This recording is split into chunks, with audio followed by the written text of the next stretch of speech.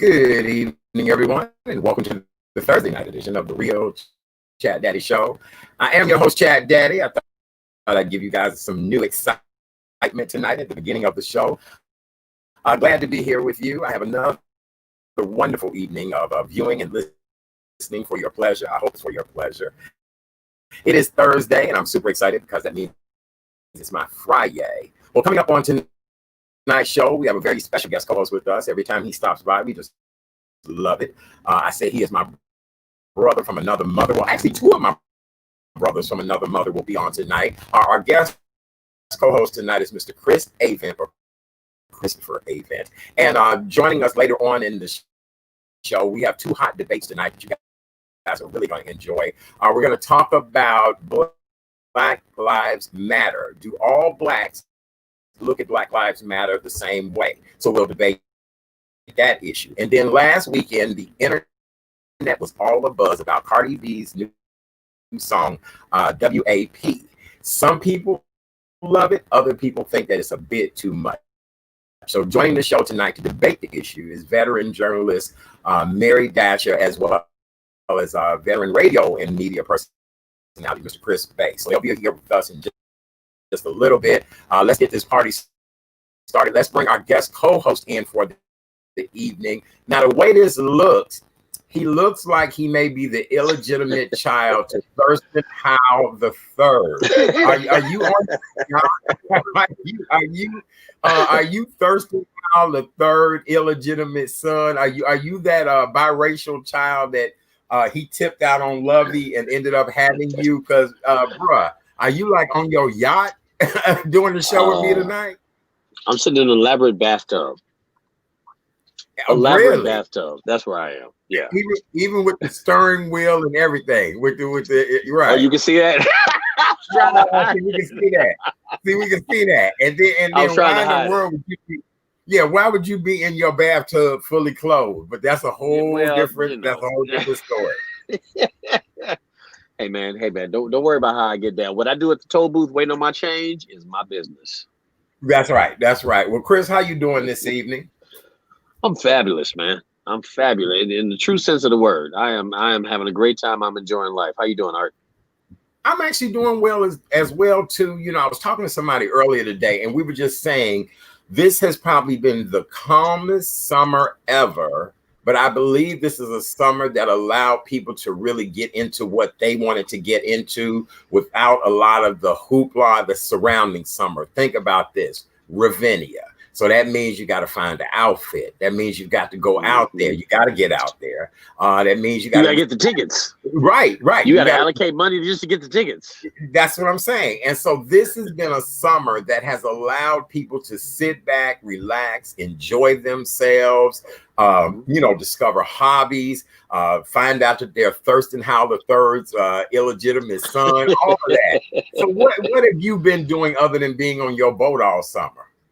My social life looks the same this year as it did last year. This is what I do. I relax, I chill. I ran the streets enough when I was younger, so I'm chilling. So my social life doesn't look different. I'm sure if you talk to someone under 30, their social agenda probably got affected a lot more than mine, but mine looks exactly the same as it always has. Okay, very good. Well, do you want to give us an AccuWeather forecast from the yacht this evening? How's area weather looking? The sun's going down. I mean, it's beautiful out here. It's beautiful. Really is. It really is. It's a good time. Yes. All right. Well, then let's get into some of the top news stories of the day. As we always do, we start off with the latest COVID-19 numbers, and the Thursday numbers announced by the Illinois Department of Public Health: 1,834 new known cases of COVID-19. Unfortunately, we had 24 additional fatalities. The state has now logged in over 200,000 cases of COVID. Actually, it's 200,427 cases, and our death total stands at 7,696 confirmed deaths. Now, Chris, I heard you say, oh, how sad, you were shaking your head. Well, brother, I'm getting ready to give you some numbers that's really going to blow your mind. COVID-19 deaths in the state of Florida as of today so far, and I pulled these numbers maybe 2 hours ago, 147 people have passed away in the state of Florida. And that is more people than that have passed away recently in most of the European countries. And we're talking about the UK, France, Italy, Spain, Germany, all those combined. And they only had a total of 72 deaths today. Yeah. So yeah. Well, Florida opened up, and you know, this country is showing it's worried more about money than it is anything else. And you know, it's always been that, but with this, we're really seeing the impact of it, right? Right. Yeah. So it's just sad because they want to open, you know, they get their money off tourism. So they opened the beaches and they acted like it was nothing, and they're truly paying the price. Like everyone else that opened up too early, and everyone's focused on money and not safety. So it's really sad. Well, now, Chris, I need to pose this to you. You are a gentleman who loves the theater, and I'm sure you love a great date at the movie, or your granddaughter and you would go to the movies. AMC Theater is talking about opening their movie theaters up in certain places within the next 2 weeks. And in honor of the occasion, they will be offering 15-cent movie tickets to try to lure people back into the theaters. And this is in honor of their you know, how much movie tickets were when they first opened AMC theaters many years ago. So my question to you, how quick will you be to go back into a movie theater, and are you going to go grab some of them 15-cent tickets? Absolutely not. Absolutely not. Because again, it's not based on safety. It's based on, like you use the appropriate term, luring people in. They're trying to sucker you in and ignore, right? It's like, oh, well, it's so cheap, it's worth the risk. No, it's not. Not for me. No. Same way cruises are offered. I don't think I'll ever cruise again. Because a cruise is definitely a petri dish. Oh, absolutely. So, no, trying to lure me in, a discounted ticket isn't worth my safety and my health and my well-being. So, no, I for one, won't be participating in that until this is well behind us. Now, we do need to keep in mind, and that's what one of our listeners or viewers and listeners has said, that please note that the movies will not be new releases. They'll be just to kind of get people back into the theater. Exactly. So that people are able to see the layout, how it all worked. And here's my deal. I've seen people come to the movie theater and do some of the most grossest things ever, that even when I go to like the theaters that have the more comfortable, relaxing seats, I'm taking my own blanket and everything with me anyway. And I'm wiping everything. Now, I was doing that way before this pandemic. So I'm, you know, trying to figure out how will they be able to keep these places sanitized when most of the young people that work at theater, they barely sweep the popcorn off the floor. Your feet are sticking to the floor. So I don't know how they'll work that out. Yeah, and they try to they're talking 15 cents, but they're not exaggerating the safety measures that they'll be taking. Right? They're trying to sucker you in with the money, and like one of your viewers said, it won't be new releases because they're not going to let the new releases out until they can make the maximum money. That's right, possible. So and see what they're trying to do is see how many people will come to the theater before they release those major hits. Exactly. You know what I'm saying? They'll be like, oh, well, they came out in busloads for the 15-cent tickets. And so, you know, I'm sure they'll come out for this major hit. And again, you're talking about closed quarters with people for over 2 hours, depending on the film. And we all know there's always a cougher in a movie. There's always the sneezer. You know, and it's circulated air. Right. And if it's circulated air. Criers, all of that. Okay. All right. So on that note, we'll see how you guys do with whether or not you'll go to the AMC theaters to check these movies out or not. Glad that you guys are here with us this evening. It's the Thursday night edition of the Real Chat Daddy Show. Do me a favor, start a watch party, start a share party, whatever it is you need to do. help us out. We have another great show planned for you this evening. I am Chat Daddy, and Thurston Howell III, aka Christopher Steve Avent Senior. He is cruising on his yacht tonight in the south of France, better known as the south side of Chicago. Right. But everybody ain't able. And look, as soon as that sun starts to go down, he's gonna be darker than me on that boat. I'm gonna be dark, yeah. I gotta turn some light on. I'm just like, wow, you just fading away into the distance. All right. So according to a new federal report, at least 24 children in the state of Illinois have come down with a rare but severe illness that is linked to COVID-19. Placing Illinois among the top 7 states in the country for a number of these cases. In Illinois, Pennsylvania, Louisiana, and California, it has been reported between 21 and 30 cases from March to July of what is considered a multi-system inflammatory syndrome. And this affects children. The short term for it is MIS-C. And it can generally appear 2 to 4 weeks after the onset of COVID is in a child or an adolescent. So it literally takes these children's body through even more circumstances and situations after they've been diagnosed with a COVID case. So now we're talking about sending our children back to school, putting them in, quarters where they'll have to be around other people. Come to find out that children who are asymptomatic are the ones that can be carriers for people that are older and more compromised immune systems. What do you feel about it? Because you have a granddaughter. Is she going to stay at home or going back to school? Oh, she's going home. She's homeschooling. Okay. Homeschooling. There's a wonderful young lady who's running a homeschool program. It's 10 students at her home. But yeah, my granddaughter will not be going back to public school because, again, they're forcing. What's ironic to me is they have virtual meetings because they don't want to be face to face to discuss the fate of bringing children back. And was it Atlanta or Florida that brought the students back and then had a major outbreak after getting all these kids in the same? It was both places, brother. It was both places. And Florida. So I mean, it's a ridiculous notion. And I mean, I get the homeless students or the students that need the breakfast and lunch to almost survive. I thoroughly get that.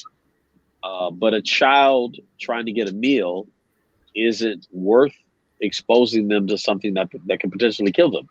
Or more importantly, or not more importantly, additionally, they would bring it back to their parents and infect them. So we're doing everything this country is doing is based on everything other than safety. So it's completely ridiculous, And if we learn anything from the previous pandemics, they've lasted for 2 or 3 years, and we're trying to end this pandemic in months. And that's just not reality. So I, for one, am looking at it from a reality standpoint, and the truth is, it's not safe. And the reasons that they're trying to justify it, saying kids need to be in school, that has nothing to do with health. That has nothing to do with safety. So it's a ridiculous notion. And, my heart goes out to the people, to the children who kind of need school because their home is unstable. But an unstable home doesn't justify putting everyone's life at risk. Well, what a lot of people don't understand is that there are quite a few young people at risk. Keep in mind that young people who English is their second language, a lot of times they learn better when they're in front of a teacher. They're seeing examples. They can practice with other young people around them. Children with disabilities, whether it's a physical or mental disability, they need that one-on-one. Children with developmental issues, they would need to be able to have that one-on-one contact with the teacher. It's just a lot of different things that, we've not really looked at, and we would be putting our precious cargo, our future leaders, at risk by putting them in environments together, and we not know, how this will affect them. There is no treatment or vaccination yet for this. And so it just makes me wonder. And the same way with a lot of us going back into work settings. Have you had any moments yet that you've been fearful or panicky about this situation? I had to put it behind me because I have to go to work. I need to earn money to survive, and I don't think I have the right adjective. It's an unfortunate piece of reality. I try not to think about it because I know it's a necessary evil that I have to be out here. I was in California for a while when Right. California was a hot spot. Right. But I had to earn money. That's my contract took me, so I had to be there. Yeah. But I try to put it behind me because if I'm conscious of it, it'll depress me or just, have me on edge. So I try to deal with it as a necessary evil. But I wish I could stay at home and collect unemployment and, have enough to pay my bills and ride this out. But it's just something that I don't like to think about when I think of students and everyone else and everything else that they try to force. How Trump and the rest of the government is saying, we need to stimulate the economy. It's like, well, that has nothing to do with health and safety. Right. That's everything with money. So you're putting people's lives at risk for the sake of money and just because. So to me, it's completely ridiculous. But like I said, am I comfortable going out? No, but I just try not to think about it because it's a necessary evil. If I don't pay my mortgage, my house gets put in a foreclosure. So it's a necessary evil. Something I have to do. Right. I agree with you on that. Okay. Very good. Well, let's continue to move on.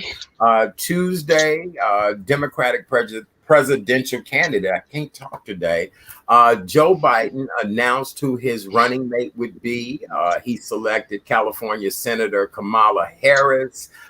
Yesterday in Delaware, there was a wonderful, as we would say, introductory of him announcing and introducing Kamala to the public, much different than it would be in any other circumstance. It was just media, close family members, and immediate staff. Everyone was social distancing. After he gave his speech, Kamala gave her speech. I thought both of them did a great job last night. Alicia L. Ross was my co-host, and she and I talked about who is Kamala Harris, some of the things she stands for. We talked about the pros and cons. One thing that we noticed is that there are a lot of Black men that had some negative and wild things to say about Kamala Harris. And I want to know, do you think that's general consensus, or is that a matter of just brothers not wanting to give this woman a choice? I did see it. I mean, I look at it the same way from a psychology standpoint with Barack Obama and the movie Black Panther. For people of color to see something positive reflected in the national spotlight is so rare. It's a feel-good moment, right? It's like, wow, here's a person of color about to be VP. Here's a woman of color about to be VP, and that's significant. But let's not forget that Camilla dropped out because her record, when during the primaries, when her record was exposed, it was abysmal, and she was claiming she called Joe Biden flat out racist, and Joe Biden smashed her on her record, right? So that record still stands. So the fact that she's a person of color, it is a feel good moment, but we have to remember we're electing these people to do a job, and we have to look at their resume, and her resume has some holes in it. Joe Biden's resume has some holes in it. So the fact that he was with Obama, the fact that he's opposing Trump, he's the only other option to Trump. It's a little uncomfortable that you have to get somebody who you don't fully believe in, and you have to go with them just because they're better than the alternative. Right. That doesn't mean that they're the best choice. It just means they're better than somebody worse. So to say that you're the worst person in the world and I went with someone else just because they were better than you, that doesn't necessarily mean they're a good person. That just means they're better than the worst person in the world. Mm-hmm. So, I mean, I understand both sides. But again, months ago, Camilla was deemed unfit, which is why she dropped out. And a lot of people looked at it and, you know, she dropped out because she knew she didn't have a chance. And now that she's back, you know, people have short-term memory, forgetting how tarnished her record is. And this is just about the truth and the facts that speak for themselves. If your record is tarnished, but now you're given a chance, again, that doesn't mean that you're the best person for the job. It just means you're better than the worst president in history. So that really doesn't mean that you're good. That just means you're better than the worst. So I don't know what that really means, but I understand both sides. But like I said, I spent the last 3 days since she was nominated looking at the footage of her debates and going over her record. And her record has a bunch of holes in it.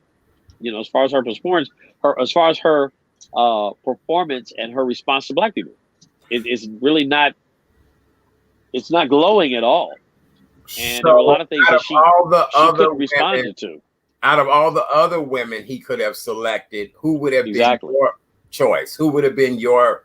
Nobody really stood out because all the women that were in the primary, they all dropped out because they knew they didn't have a chance. And, you know, it was due to lack of experience and it was due to their record, you know. So to say I want to pick a female running mate is a good premise. But again, when you want the best person, when you're looking for somebody to do the job, you want the person best qualified to do the job. And unfortunately, as the primaries pointed out, there isn't a woman among those that were running that were the best qualified. And that's what we were. Some would say you have a very chauvinist opinion about this. Well, it's not about chauvinist. Again, I'm going on record, and I'm not going on male or female. The record didn't hold up.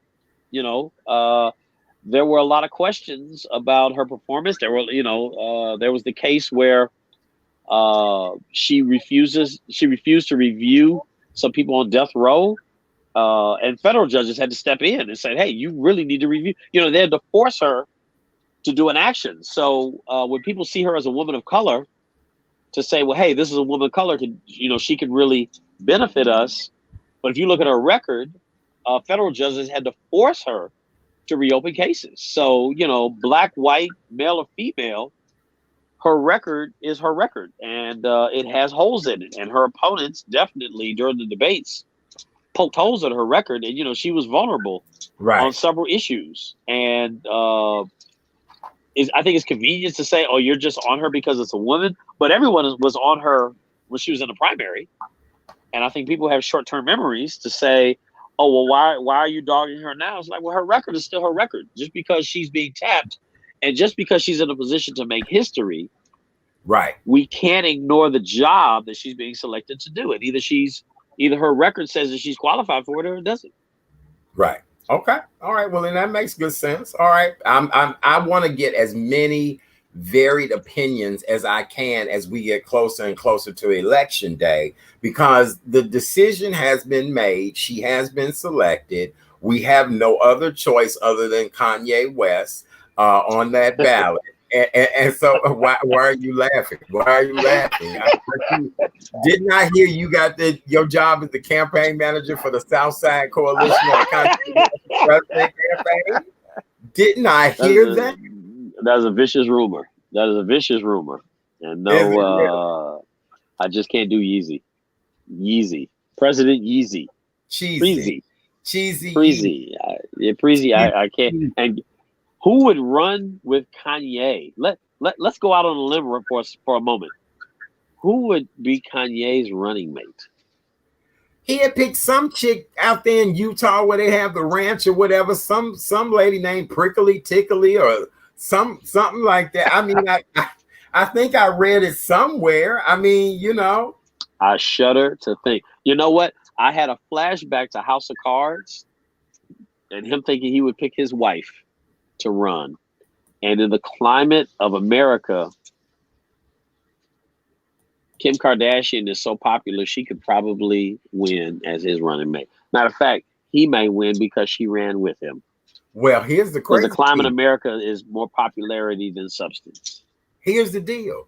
She would have did better saying she was running for president. You get what I'm saying? Because you're right. You're right. Because we've already elected one reality star to the White House. Why not continue the whole reality star thing? And then, you know, one day, look, Chris, little black boys like us can dream of running the White House. You know what I'm saying? Hey, right. Hey, if you get populist, you know, this world, oh, I'm sorry, not the world.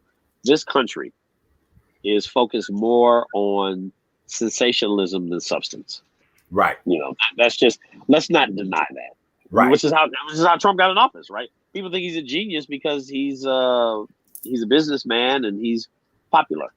You know, there was no substance in his campaign, but the same can be said about Biden. You know, if you ask the average person, what's Biden's platform? His platform is, I'm better than Trump. Mm-hmm. So he really has no, you know, he really has no platform. Right. You know, so it's scary, really. If you want to go to the facts of the matter, Biden has no platform. Well, Joe Biden, but we know what Trump is, but, you know, well, it's really scary because no one is really offering you substance. It's just, you know, take somebody who's better than the worst that's ever been. Mm-hmm. This is really a scary time. Mm-hmm. I couldn't understand why they was interviewing Sarah Palin. I just couldn't. I don't know. You know, that shows what we've devolved to. Right. They were interviewing. It's got to be somebody popular.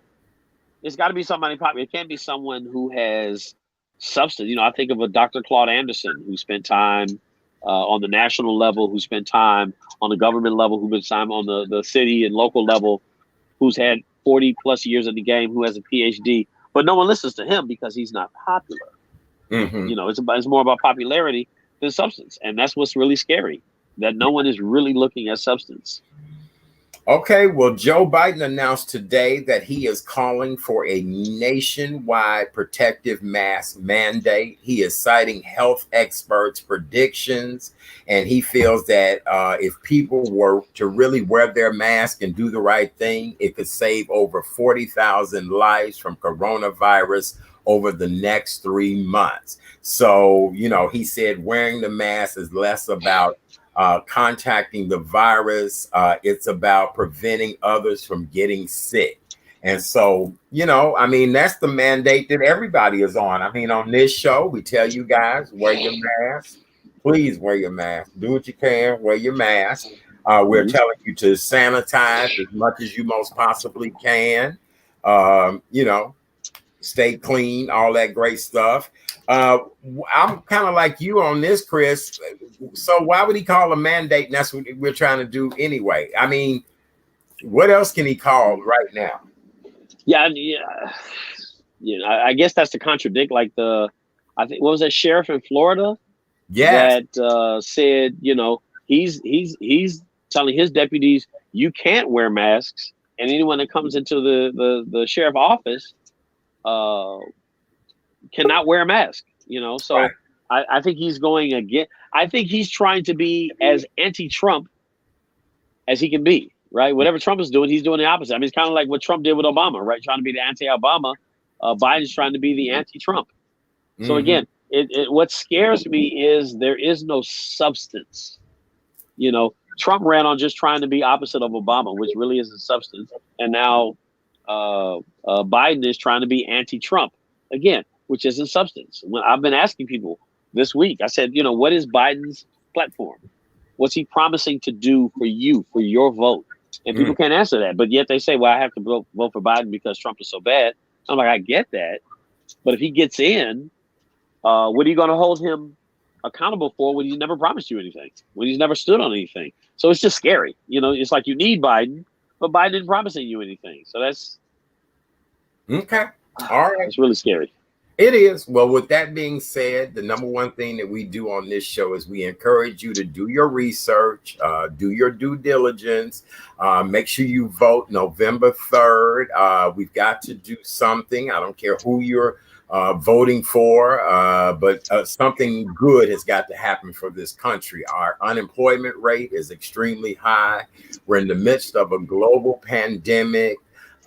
People are fearful of just so many things. And tonight we'll talk about a lot of the things that people are very fearful of. So just do your research, do your homework. From what our co-host was just saying, I mean, we've got to look at it. It's one hand of this and one hand of that, and you just have got to weigh out all of your options to make sure it's the right thing for you. Booker T says that number 45 is scary. Well, Chris, everybody's a little scary, right? When you get to be on that level, everybody, yeah, everybody's scary. I mean, Biden is scary because he really doesn't have an agenda. He doesn't have a platform. Name me a president that has run with no platform at all. Just, pick me over this guy.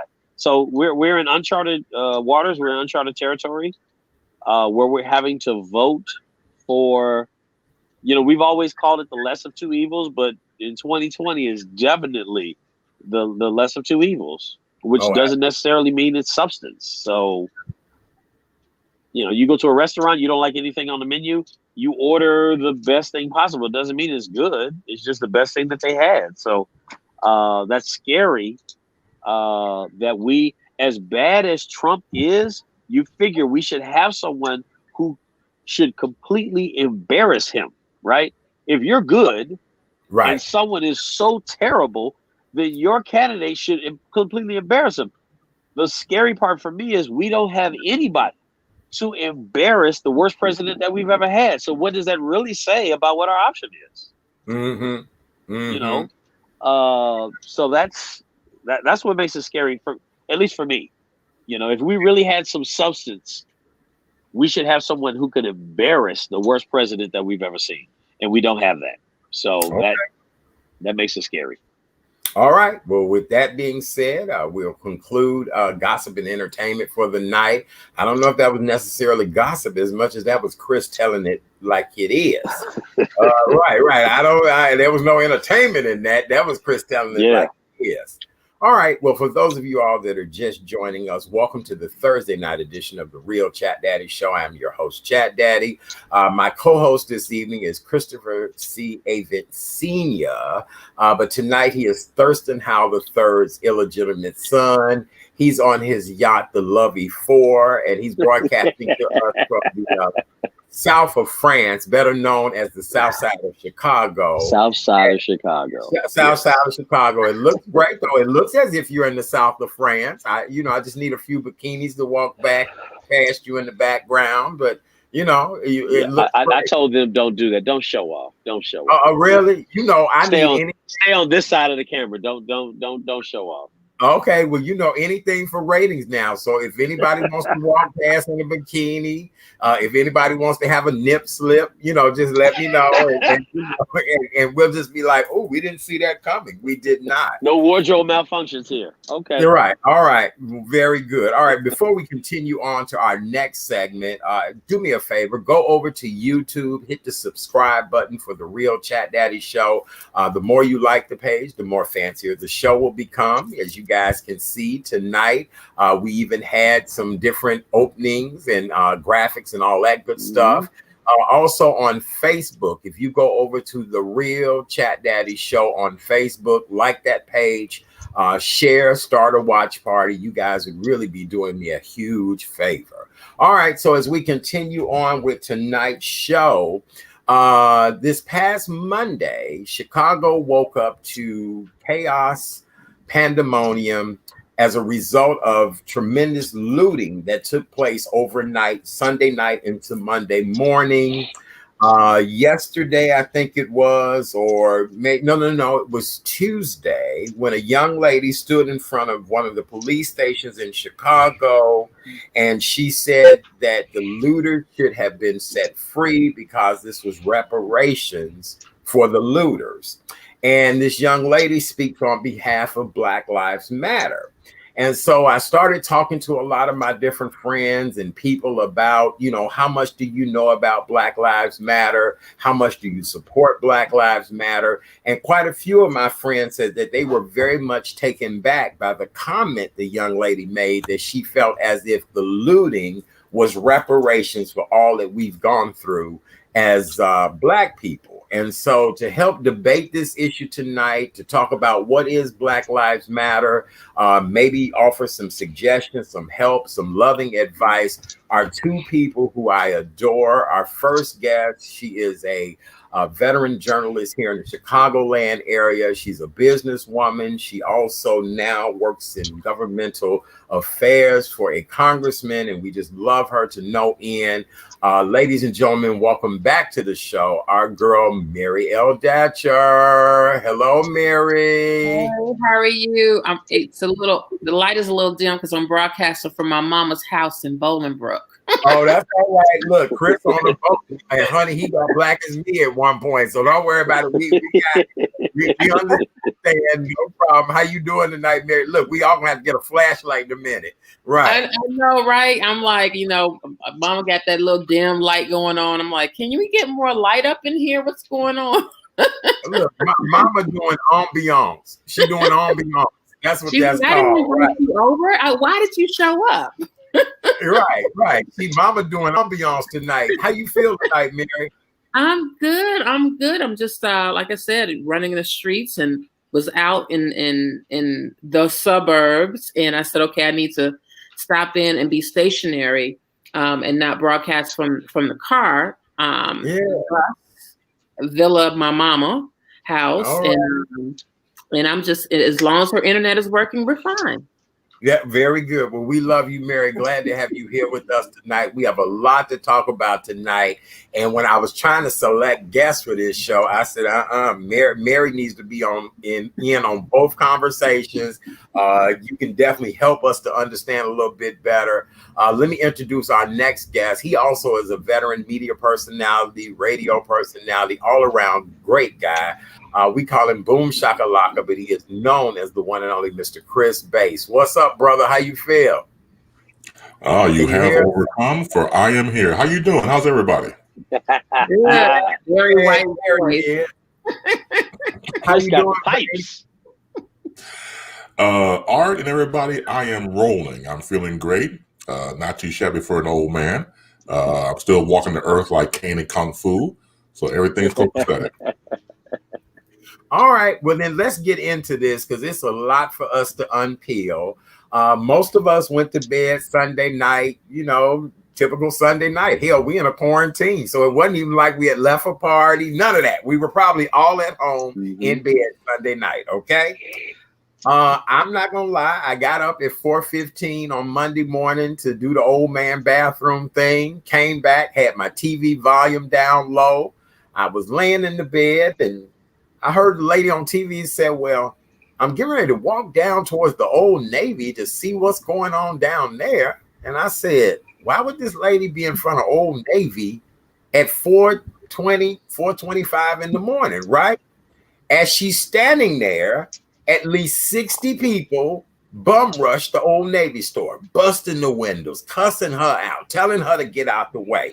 She's being all calm. She's like, well, they're not paying attention and I have a camera. They're not paying attention. I'm broadcast. They steady telling her, move, get out the way. I mean, they cleaned that Old Navy out in less than 60 seconds, right?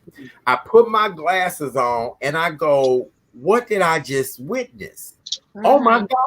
Then that's when I found out they were looting in downtown Chicago. So now the rest of the morning, I'm going from station to station. I'm on the internet. I'm just losing my mind because, again, we just had looting the end of May, the 1st of June. And so how is this even considered Black Lives Matter? First of all, Mary, help us to understand, where were you when all this and your take on it? And then what is Black Lives Matter in your opinion? Well, I was pretty much in the same boat as you. I was sleeping like a baby and got that call like at 6 o'clock in the morning from my mom because she's like, you know what's going on? I'm like, it's 6 o'clock in the morning. No, I don't, other than me trying to get the last final minutes of sleep. And she said they're tearing up downtown. So I immediately turned on to the news. And sure enough, I think I was probably seeing the same broadcast as you are with the ABC 7 reporter trying to get the cameras to see what's going on in Old Navy because their studio is right next door. Right. So they were in the middle of everything. And unfortunately, this group, they sent out a cattle call around midnight. And supposedly in response to the incident that happened between the Chicago police officers and a 20-year-old in Inglewood that was running away from them and allegedly turned his gun on them, and they returned fire. And it became, and I knew something was up because I saw the Facebook Live coverage of that from one of the activists that was exchanging with the police officers. I saw in real time that this was not going to be a good situation.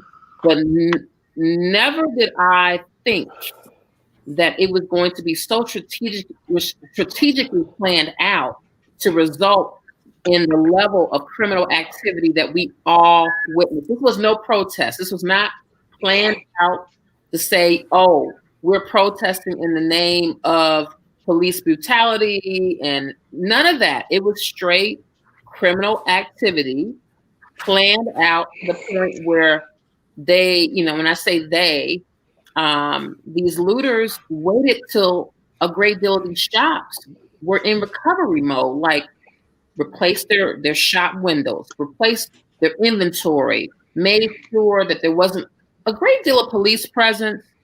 And all I can say is the Chicago Police Department for the last 7 years has had a social media task force.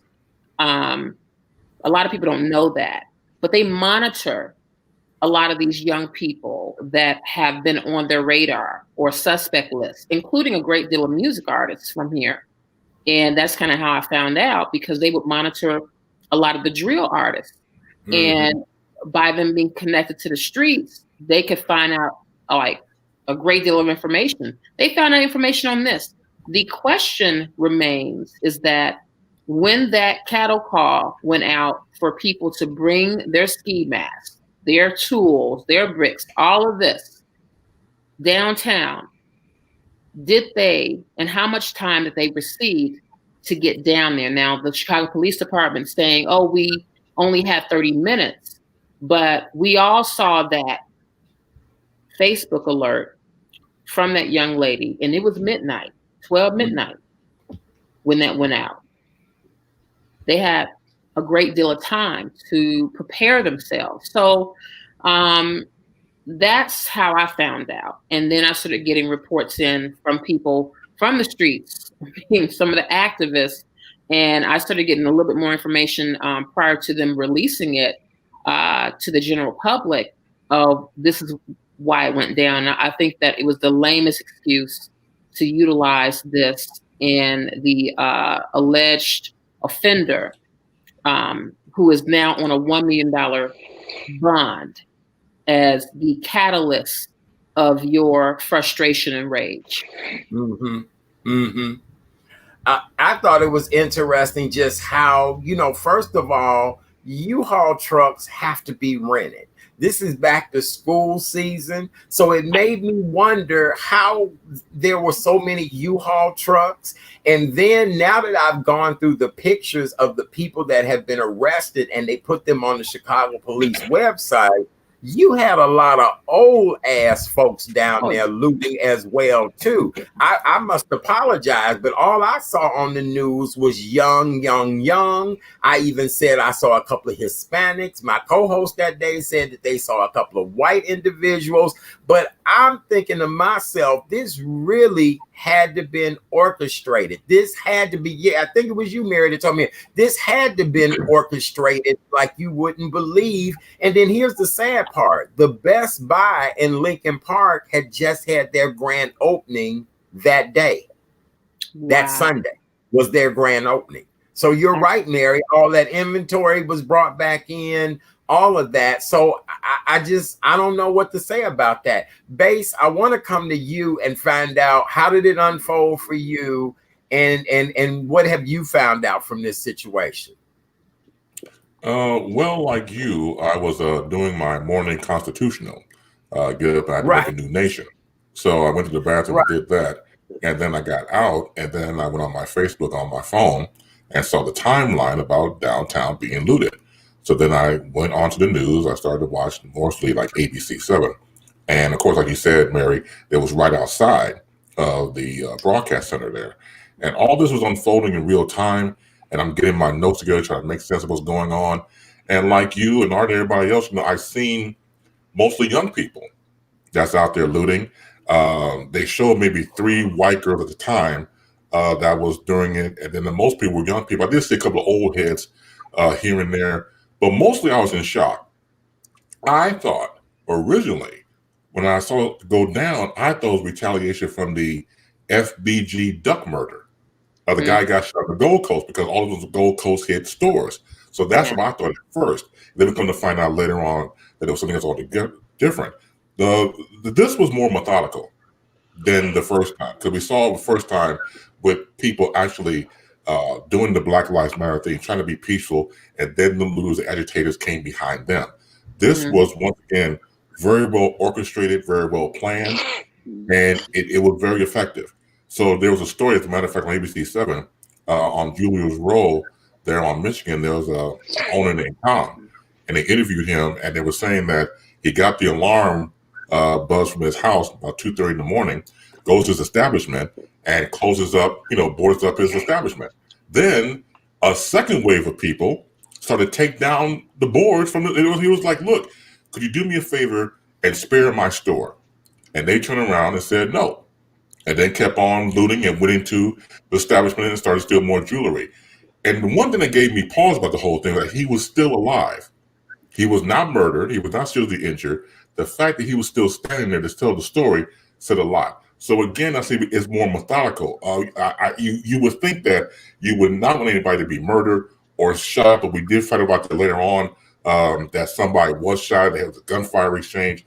So what we're looking at is people who are what I think just rugged individualists who are trying to so-called send a message, but the message is not clear. Going back to you said, Art, about the young lady saying that robbing and looting is for reparations. No, you got it all wrong. You have it all wrong. That's not how you do things. That's not how you want to, obviously, as far as I'm concerned, set us back more times. And, what we're trying to do is try to have an understanding of the whole thing. But again, there's only infighting, even amongst our government. Superintendent David Brown said about during the presser conference, and then here comes the mayor, pointing fingers at the judicial system. And then if you notice, of course, after that, here comes, Kim Fox saying nobody should point fingers. So we have to put the blame on somebody. It's not to go around, but we have to take it by the step-by-step basis, because if this continues, for example, you stay on the south side of Chicago, if they're going to loot downtown, go loot again on the south side of Chicago, and it's hard to recover from that. If you are a business, for example, and you get tired of the insurance company saying, look, with all due respect, we went after you, we came with you 3 times to help your insurance. I would suggest you take this last payment and go somewhere else. Like Pasadena, why should I take a chance on everybody looting and taking my business away from me and taking money out of my mouth? So again, it's methodical, but we as other citizens, we pay for it. Chris, what's your take on all of what happened? Because now you had to get up and go to work Monday, didn't you? Oh, yeah. Yeah, I was driving through it. I drove around it. I had to show my credentials to get into downtown. But nothing that, the hood has ever done has been unified and coordinated. So it's really amazing me. It amazes me how the same people who knows that, Black folk aren't organized and coordinated see an organized and coordinated attack and say, see, you see what Black folks do. It's like, no, you can't have it both ways, right? We have done nothing organized and coordinated. It's gone since it happened with Floyd in Minneapolis. It's come out that there were protesters and there were white agitators that brought in bricks and everything to put between the police and the protesters that basically agitated the situation and took it to the next level. And we've seen that with all the protests, right? Protesters were turned into emotions ran high, and somebody agitated the situation. So this had nothing to do with Black Lives Matter. This had nothing to do with protesters. This was a coordinated attack that somebody orchestrated, and we, to our discredit, but also speaking up for us, we've never done anything coordinated. So this wasn't us. We don't do coordinated things. So obviously somebody had to put this together, and someone had to be an agitator to get these people to show up. And like you said, U-Haul vans, that's obviously premeditated, right? So somebody knew this was coming, and someone orchestrated this. And I saw some, when I was downtown, I saw a lot of out-of-state plates. I saw 3 or 4 plates on cars from Michigan and Wisconsin. So I was wondering, I'm like, okay, so if this was a random opportunistic thing orchestrated in a few hours, where did these people come from with other states and U-Haul trucks in the middle of the night between Sunday night and Monday morning? So, I think just with everything else, there's someone else behind this. There's another force that's pushing this. Okay, well, as we all know, the death of George Floyd really made the Black Lives Movement take off, do all of that, right? Well, unfortunately, here's the deal.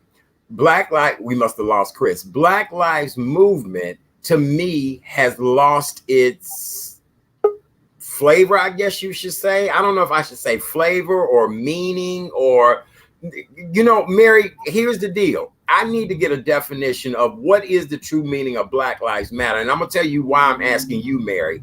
Anything that has been of a social movement, you were the one that taught me early on in our friendship, hey, Art, this is what you need to gravitate towards. This is what I'm trying to do. You've been really the queen of galvanizing people. But I'm like so many people that have said on social media, I'm not understanding the whole Black Lives Movement thing anymore, because I didn't know that looting was included in that. So what is really the Black Lives Movement, Mary? How do we even define that? Well, basically, the founders of Black Lives Matter started with 3 young women, 3 Black women. I think one of them is Latino descent, in 2013, and it was basically a political and grassroots movement to really focus on the acquittal of the murderer George Zimmerman, who just flat out murdered Trayvon Martin for defending himself, walking through a neighborhood with his Snap on his Skittles. And, this kid was basically targeted by someone who wanted to take it in his own accord to, modern day lynch him. He stepped to the kid fought back, and from what I understand was giving him that whoop ass, and that's when he pulled that gun out on him. And Florida acquitted George Zimmerman, and you saw this movement kind of manifest off of what their own viewpoints were in regards to some of the issues that they had.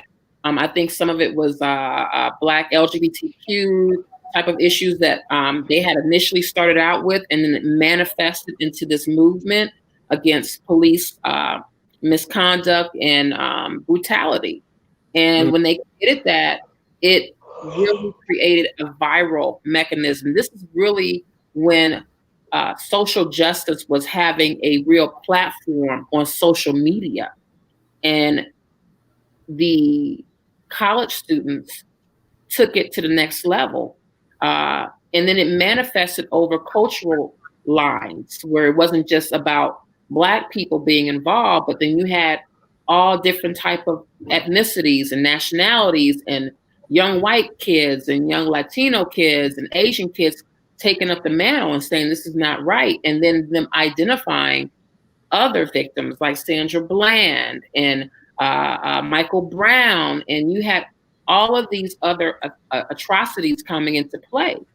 Mm-hmm. So that's where Black Lives Matter And because it became such a social media mechanism of hashtag Black Lives Matter, then you started to see more white media, white organizations, white philanthropic arms come out and go, ooh, this is a historical movement. We haven't seen anything like this since the civil rights movement, since the Freedom Riders. And when that happened, I think that it got watered down. Each city became their own version of Black Lives Matter. And the original concept was for it to be a global network infrastructure.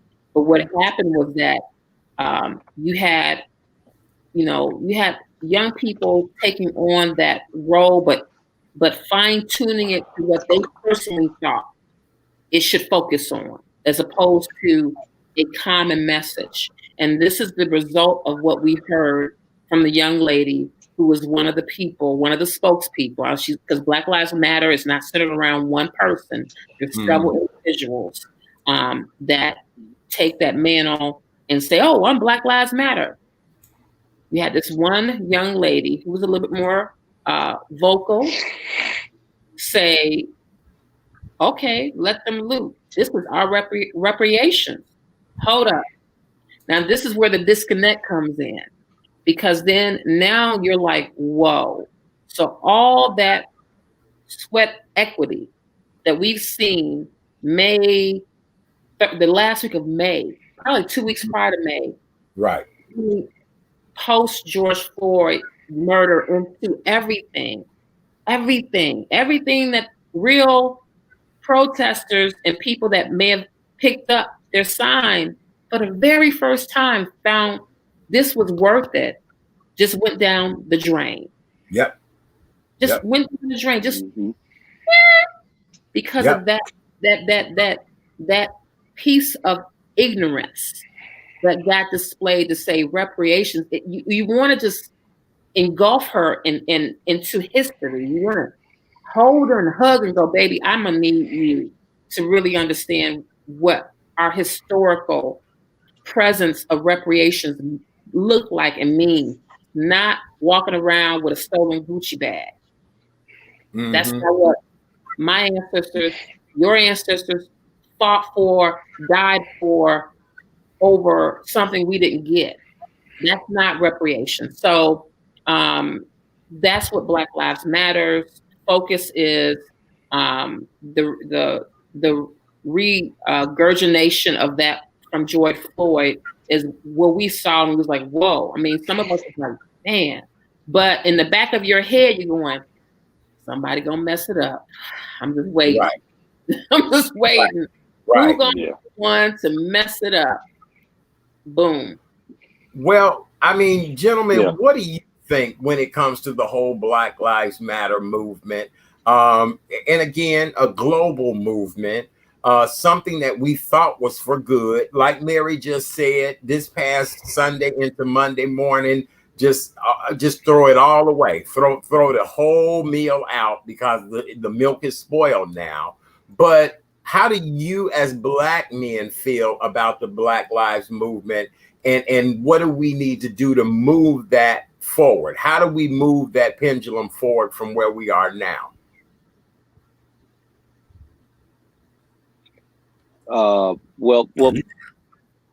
I believe Mary hit the nail on the head. Ignorance plays a lot into it. If you really don't understand the totality of what you're fighting for, where you're starting from, and exactly what you're trying to accomplish, the Black Lives Matter movement got muddled. When you go to their website, they're fighting for LGBTQ. They're fighting for Black people have been fighting for their rights for 400 years. And now you're trying to mix all these other things into it as if getting Black people rights isn't big enough and can't be all consuming.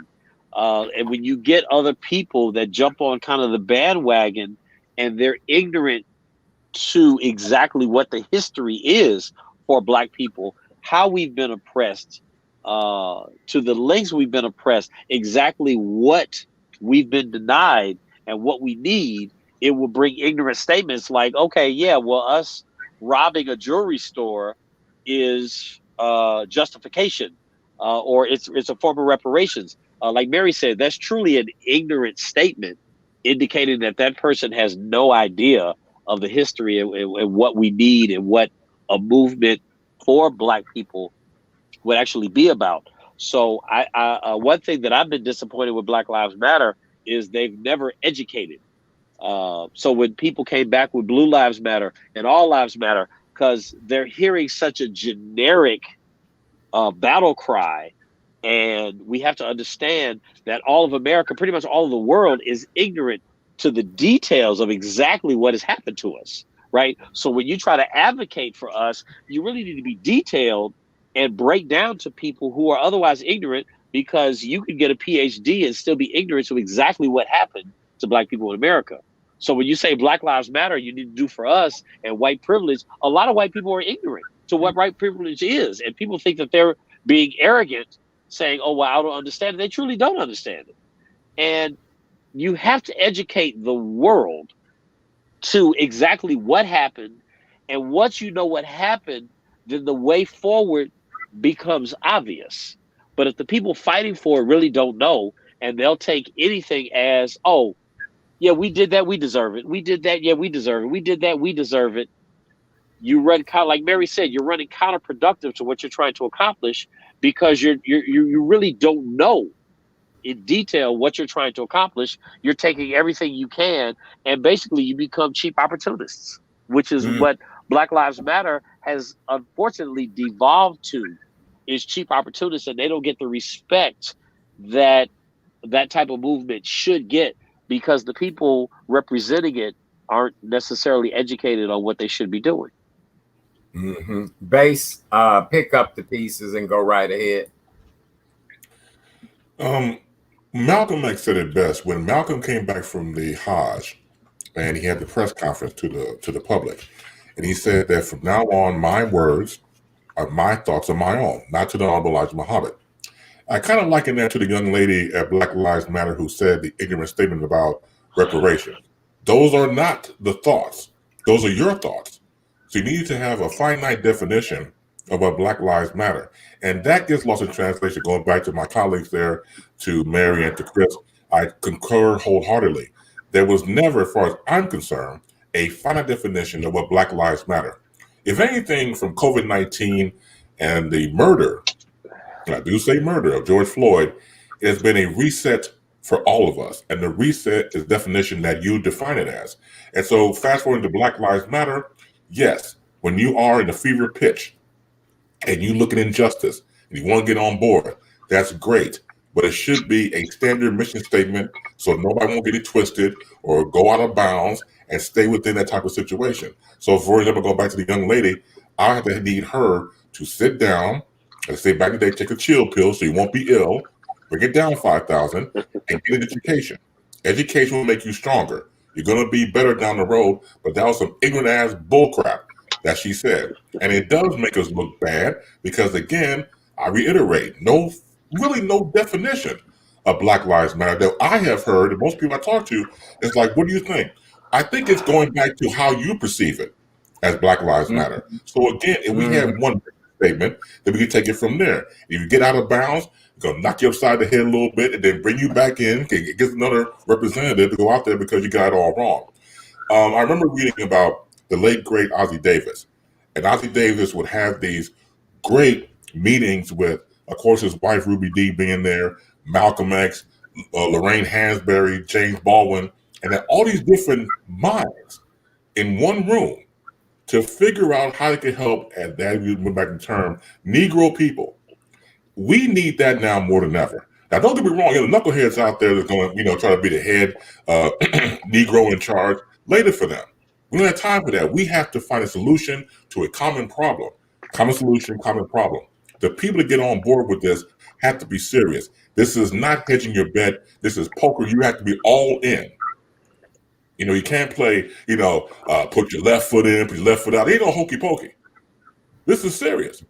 And so once you look at the serious perspective, we can move forward, but only for the ones who are like-minded, mission statement, finite definition, and we can all do it together. But all of our minds together It's not that we can't do it. It's just that, going back to what Christopher said, a lot of rugged individualists who are ruining for the rest of us. Yes. Okay. Great point, you guys. I do want to take a moment to reflect on the fact that today will be the 5th month anniversary of the death of Breonna Taylor. No one has been charged in her murder yet. As you guys all know, Oprah has taken out 26 billboards. I can't talk tonight, in Louisville, Kentucky, to ask for justice for Breonna Taylor. And they're now calling for a boycott of the Kentucky Derby. They're now asking in Louisville that the Kentucky Derby not take place until someone is charged in the untimely death of Breonna Taylor. And so Breonna Taylor's life matter, Mary. Breonna Taylor's life matter, Christopher and Chris. Again, that to me is a Black Lives Matter movement. This looting, this disrespect for just a city. We're the 3rd largest city in the country, and our downtown now looks just horrible because of a second round of looting. What can we do to move forward at this point, Mary? They're putting all of the people who did some of this looting on the police website. They're asking people, can you identify people who were, down there looting? What do you think we can do to move forward, Mary? I've had all kind of recommendations, some of which I won't mention on this show, because people are so frustrated that they're literally going back to the playbook of the 90s and the 80s when people were snatched out of their homes off the street at 3 o'clock in the middle of the night that did wrong, and they knew it was a code that shouldn't have been violated. Because see, what happens is that even though the looters' directions were, or instructions were, don't touch the west side, don't touch the south side, don't touch the east side, what they didn't realize and what they didn't care to is that it didn't matter if you went downtown or north of Roosevelt into Lincoln Park. When you touched those areas, it touched all of us. We're not a monolithic people. We travel. We go outside of our communities. Sometimes we have friends. There's a diversity level. We try to encourage our people from the north to come over on our side, on the south side and the west side, to patronize us as well. So this was so, it was so disrespectful. It wasn't about targeting the police. And let me say this, the entire police force is not bad. I have police officer friends. There are people that are retiring that were really advocates of our community. There are people that, especially Black officers, that are not part of the FOP. Not everyone's part of the FOP. So when I hear that, it's planning attacks on the police, it ties their hands, because then you have real citizens, residents of this community, of the city, that will need their help, legitimate help and assistance, because we don't see their presence anymore, because they feel like, well, if I sneeze in your direction, I'm gonna get in trouble. One thing that they should have done is turn on those body cams when they approached that gentleman. Well, right? They should have turned on those body cams. And I think that, Mary, not to cut you off, but they were saying that those officers were the only officers that did not have body cams as of yet. Like they hadn't been issued. And that's what I said. Hell, send them to Inglewood. Why would they not have body cams? Right. That's a whole. Why is somebody on the street without body cams? Yeah. Right. Wait, and here's the deal. Inglewood is supposed to be the jungle. It's supposed to be the roughest place in the city. Why wouldn't they have body cams before people on the Gold Coast? Exactly. I digress. Well, you're entering into a very high violent area. So it's procedure to have body cams on you. And not only that, but it's also to make sure that you're protected against he say, she say, alleged information that is circulating around, just like it did Sunday night when they thought the 20-year-old man was a 15-year-old, that he didn't have no gun. But then he's flashing all across his social media posts that he does have a gun. He's about that life. But then mama on TV saying my son ain't done nothing. Well, how are we to know that if there's no body cams? Yeah. No one's turned, not one. I saw the Facebook Live that Amina Matthews posted, and other people were out there. Tio Hardison, Joseph Williams. It was a bunch of activists, Tyrone Muhammad. They were all out there with their cell phones. And it was at least 30 police officers out there. So out of all of that presence, not one cop had a body cam. Going into a very high, volatile situation when it came to crime. I don't get that. Because every time, if I get pulled over for a traffic stop, trust me, they flipping that body cam on. So, right. and it's just a traffic stop. So I think that the Internal Affairs is going to be having to really release that report. We need to see it, because this is one of the concerns that unfortunately the criticism is there for. Okay, so you're saying that he had a gun. He's on $1 million bond, a $1 million bond. Okay, for shooting back at the police officer, but there's no body cam on. I'm perplexed at this point. Yeah, the entire thing. Go ahead. Go there. Go ahead, Chris. Go ahead. No. I was going to say to your initial question. I think people have lost the meaning of what protest was for.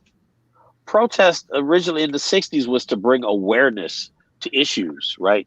But with the advent of the media, everyone is aware of the issue.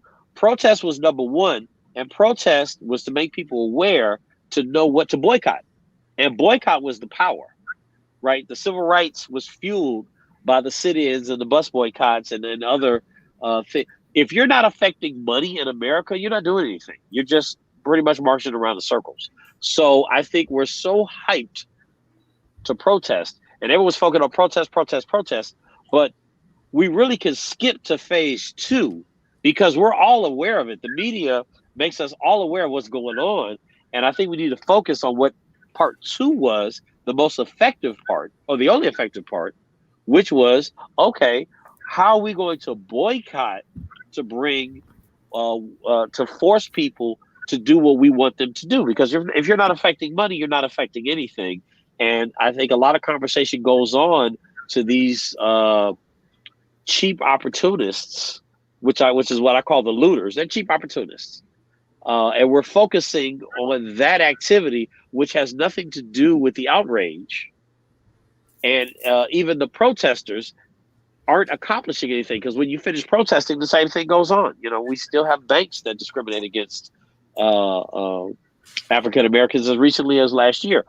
So we're just protesting, but we're not putting our foot down, and we're not using our power to actually dictate some activities that work to our favor. The LGBT community, everyone is afraid to speak out against them because they will organize their dollars to hurt whoever speaks against them. So it really doesn't matter who's in office. It really doesn't matter what platform. It really doesn't matter if it's a movie star or a rap artist. People are terrified to speak against them, as they should be. But more importantly, they're terrified because they know the repercussions. But in the Black community, it's not really repercussions.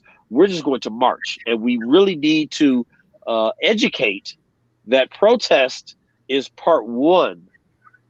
Part 2, and most importantly, is the boycott. And I wish people would understand, especially during this pandemic, right? That if you stop spending money, everything shuts down. and to look at history. They stopped apartheid not by marching. They started putting their money in their pockets and under their mattresses, and that's what it broke the back of apartheid, because they said, "Look, we're not going to spend money until we get what we want." And Black America needs to step up and understand that, hey, the civil rights was as successful as it was because it impacted people financially. And we see again during COVID and the fact that no money is circulating, everyone is losing their minds, and we spend more money than anybody. And we really, again, like what Mary said and what Chris said, we need to educate on exactly what brings about change. Marching and protesting has never brought about change. Boycotting brings about change. Boycotting changes the world. All right, very good, Chris. Base, I want to come to you and get your thought on this, and then we're going to wrap up this segment in just a second. Okay, sure. First of all, as far as I'm concerned, we had to have a completely honest dialogue. Now, in the world of being dreamers and really, thought-provoking, I would like to suggest, if we could, a sit-down, open forum with the superintendent of police, the mayor, the aldermen, business people of various neighborhoods, and citizens, and just have it out. And just have it all the way out and then find a solution. That will it's not going to happen. It's just wishful thinking on my part.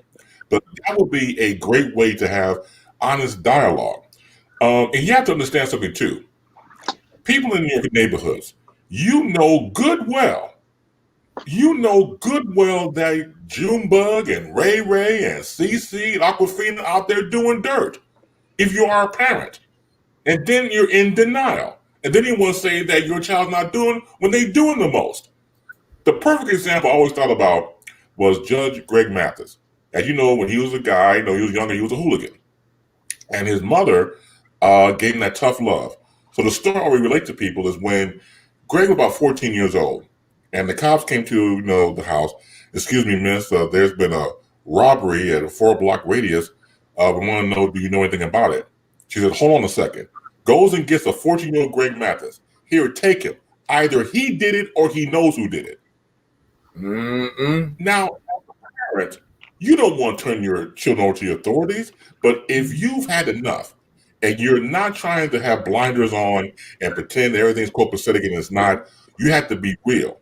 And when some of these parents got to realize that your child out here doing the most and are arch criminals and, dare I say, even murdering people, but you turn a blind eye because you don't want to call the cops or the authorities on them. I understand about cops, relationships and things like that between the community. I understand that. And so we have to completely, and the truth hurts sometimes. You just have to have a grip and realize that you have to be part of the problem, not the solution. The solution, not the problem. But when you look at how things have been dictated to us, when we take information like we found out earlier about it being a 15-year-old, it wasn't a 15-year-old, a 20-year-old man, everything else, we get misinformation. And again, look how much time was put into the whole thing when we're looking at the timeline of how it was put together. That person I want to meet.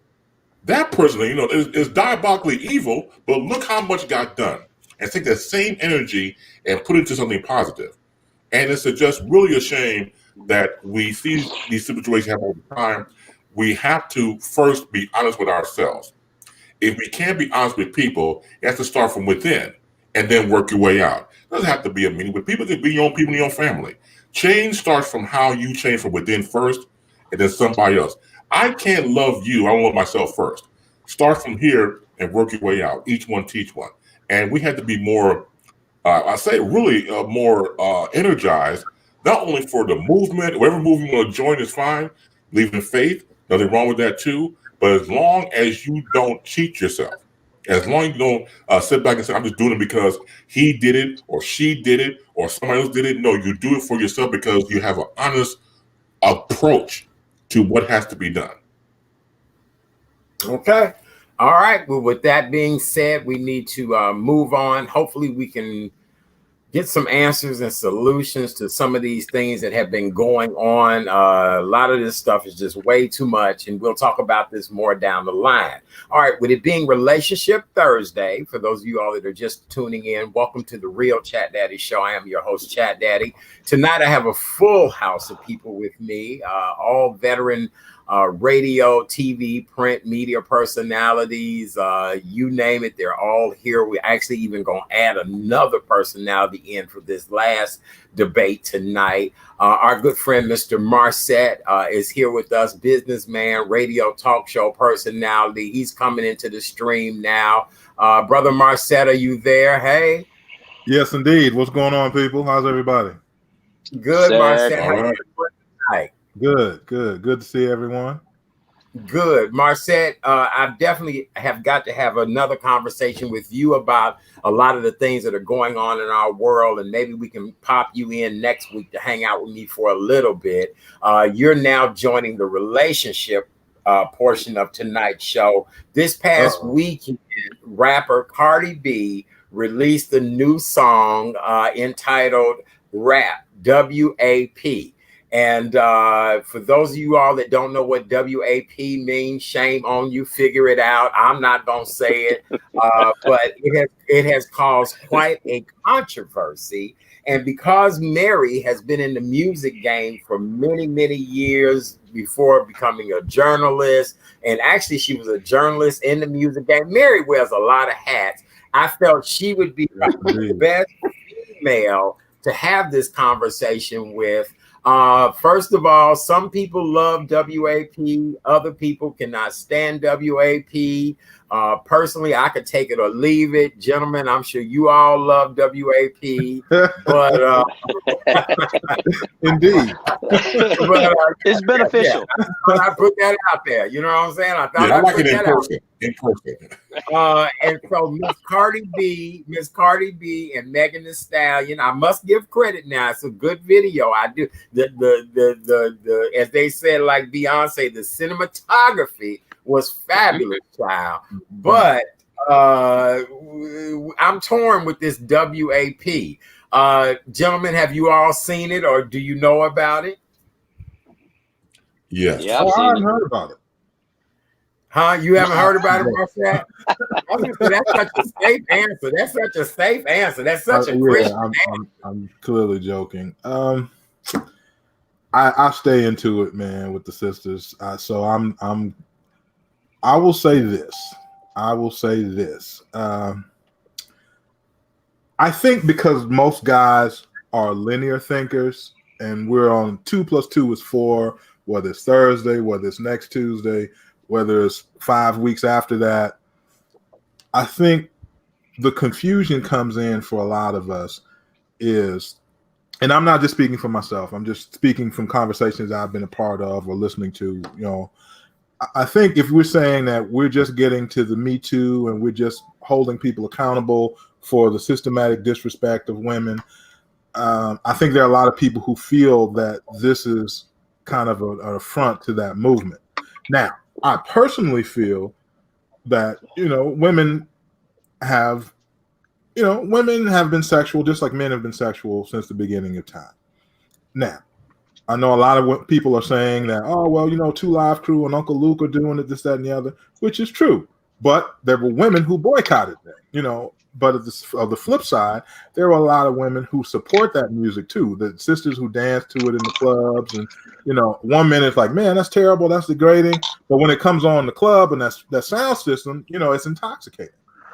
But I will say this, for me, I think you can listen to what you want, and it's just such a multifaceted thing.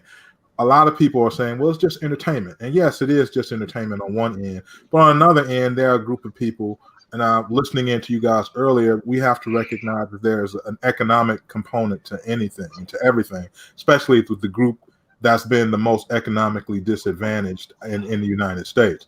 So there's some people who see WAP as their ticket out of poverty, just like a lot of guys see basketball and football. So they follow that and say, yeah, this is the thing for me. Let me go out and pop it and bust it open and break it down so I can get a new house for me and mama. So it's a whole thing involved in it. and there's no real one right answer. Well, I think as a guy, I can appreciate it in its proper context. I'm not necessarily jumping on women for expressing their sexuality, but at the same token, it's like free speech. Yeah, you can say whatever, but there are going to be consequences with it. Okay, now, Mary, I'm going to come to you in just a second because you are the only woman in this conversation. I've noticed how humble you have been through all the... Marcette did a good job. Now, he did do a good job of setting this up. So now Mary and I are going to kind of give you guys a little history. I'm going to take you guys back to a woman who her performing years were 1912 to 1937. She was Bessie Smith. She was a blues singer. Bessie Smith had a song out back in the day that was entitled "Need a Little Sugar in My Bowl." So now, what do you all think that meant back then? And so that meant your great-great-grandmother and grandfather was running around trying to get sugar and put it in a bowl, or you know. Okay, so we'll leave it at that. We'll just leave it at that. Let me give you another prime example before Mary brings us up into modern day. There's a woman who was a famous television actress in the 70s, but prior to her being a famous television actress, she actually was an adult entertainer in nightclubs at night, and her stick was adult comedy. Her name is LaWanda Page. Many of you all remember her. Aunt Esther on Sanford and Son. Esther had such songs as Pipe Laying Dan. She had songs like Suck It Dry. She had a song entitled Little Red Riding Hood. And then she had a song entitled Old Grandpa. So now, before y'all go off about this WAP, whether you take it or leave it, like it or not, there were women who have been putting this type of suggestive stuff out way before any of us was thought of. Mary, bring us to modern day culture. Well, and then let's not forget Millie Jackson, who my That's dad right. loved and would have 8-track tapes from all of us to kind of peep what Millie was talking about, especially the concert version. But, you know, being in the music business, and I was at the earlier part of hip hop, like early 90s, late 80s, but, you know, transitioning from being a house head and to now dealing with a profession that rap and hip hop were starting to dominate on the underground, because a lot of this music was underground. Radio wasn't really trying to touch it too much. And so I was that go-to on the street marketing side to push some of these records that were starting to get a demand. And our go-to was WHBK, because at the time it was like anything goes with HBK. And of course the box, video jukebox. And for many of us, we could get it on our little cable dial. And you talk about everything that you could not hear on radio, everything that you could not see on MTV or even BET Uncut. You found it on the box. And that was our go-to. So, you know, I worked on projects from Akinelli, Put It in Your Mouth, Luke, Adina Howard, E40, the Foxy Brown Il Nanas project, 3-6 Mafia. I mean, the list can go on, and I'm probably keeping out a lot because it becomes to a point where, let me give you a perfect example. Luke, I handled Luke. And at times Luke would come into town already paid, already brought in from a promoter. And when you go to his events, yeah, it'll be a lot of men, but there would be a lot of women. And not just the dancers, but women were coming out as fans. Right. So when I look at some of the things that we hear now, and let me tell you, I've had this debate with people on my social media, and it's like, you know, really deep in very thorough conversations. But I have to always say, look, even further, I'm gonna go even further for you all. We had a group out of here, HWA. Hoes with attitude, right? Ooh, I remember them hoes with attitude. Yeah. And let me tell you, and they were the answer to bitches with problems. BWP on Def Jam. And this is the 90s. Okay? They were one of the first groups, BWP, bitches with problems, on Def Jam. And they were they were very raunchy, but they didn't look the part. That's why it really didn't go off. They looked like some straight, little rugged type, but they would talk a lot of smack. And then what happened? HWA came out. They became real cool with Easy, and that was one of the main groups that was starting to make a name for themselves. But you had the sisters Jazz Diva and Baby Girl, who, Baby Girl became one of the top strip club owners in the country. So, and from Chicago, West Side. And they had this group that kicked off in 1989 all the way to 1994. And then they try to redo the group, formate the group again back in, I think, 2014. So this is nothing new. This is nothing shock value. And then, of course, you had MC Choice out of Houston on Rap A Lot. And she was just as raunchy, too. And she, dropped in the early 90s around that time. So at the end of the day, this whole shock value, I think what happens is that people that are now in our age bracket have a conscience. They forget they were out there booty bumping, doing their little dirt, and now they're like, oh my God, I can't believe what I'm seeing. And at the end of the day, I'm like, well, you know what?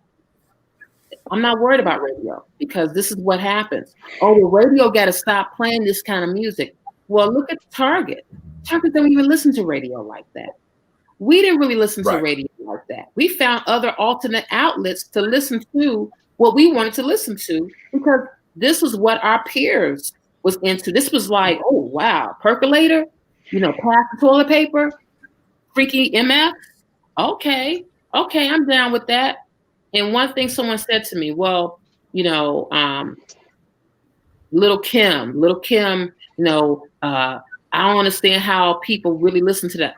I had Little Kim on repeat, not for what she was saying, but the fact that she was saying it in such a way that all her male counterparts, like Ice-T and Luke and Two Live Crew, and it goes on.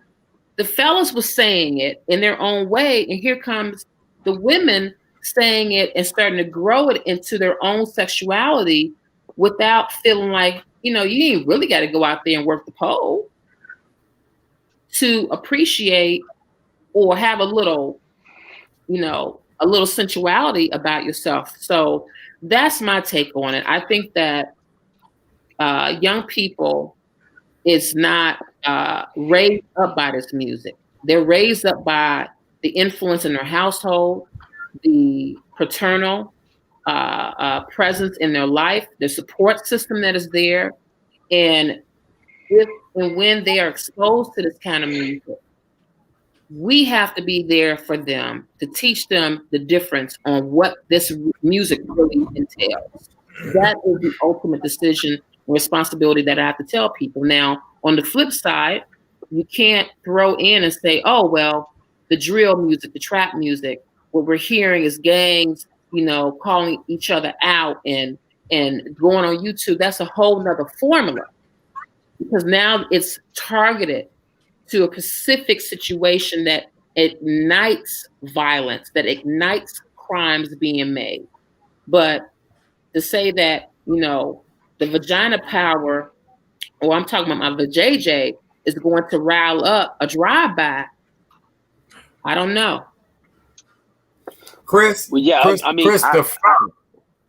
I knew you was gonna come in. Go ahead. And I completely agree with everything that Mary said. The only difference that I see now is, the sexuality and the expression and the little freaky side was always like an alter ego.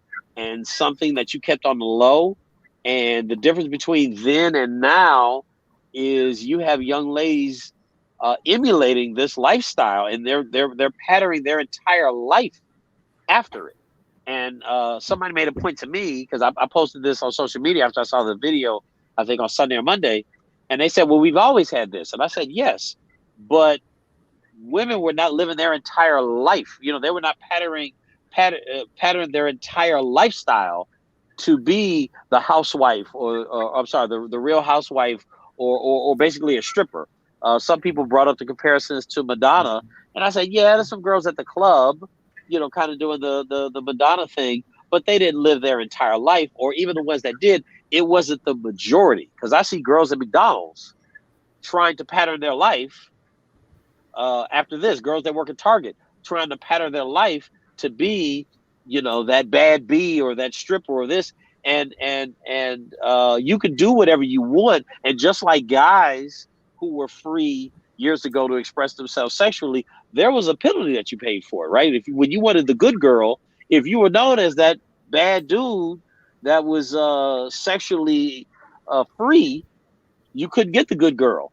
And a lot of these women are realizing, well, hey, I want to be sexually free. And it's like, okay, you can be sexually free, but when you're ready to settle down and get married, you know, that good guy doesn't want the woman that has been sexually expressing themselves with everybody. And with Luke back in the day, it was like, man, he's really objectifying women. And is kind of sad now that women are really objectifying themselves. But then when it comes to the consequence, they don't want to pay the consequence. They say, oh, well, I should be able to express myself. And it's like, yeah, you can. But once you've expressed that you are sexually free and sexually fluid and have done all these things, yeah, there's a lot of guys that don't want you. And you know, people kind of want it both ways. But what's scary to me, and I've raised a daughter. My daughter's 30, and I have a granddaughter that's 7. One thing that people don't understand, it's not about what the 20-year-old or the 30-year-old hears in these songs. It's what the 7 and 8, 9-year-old young lady hears. And not only that they hear in the song, but also when they see how Black women are carrying themselves in the community, it's loose, and there always needs to be a balance, right? You need extreme on one side and extreme on the other. And unfortunately, in our community today, it's all on that promiscuous, sexually expressive side, and there is no more, dare I say, Claire Huxtable straight-laced, right? For them to have a choice of, hey, you can go here or you go here. The sad part today is it's all in the WAP. There's no balance. Yeah, it's all down in that vein, and that's considered normal, and it's considered okay, and no one looks at the consequences of that. And I know some young ladies that say, well, what's wrong with these men? Why are they scared of me? It's like, they're not scared of you, but that image is not wifey. That image isn't, yes, I see you like that, and I want you to be the mother of my children.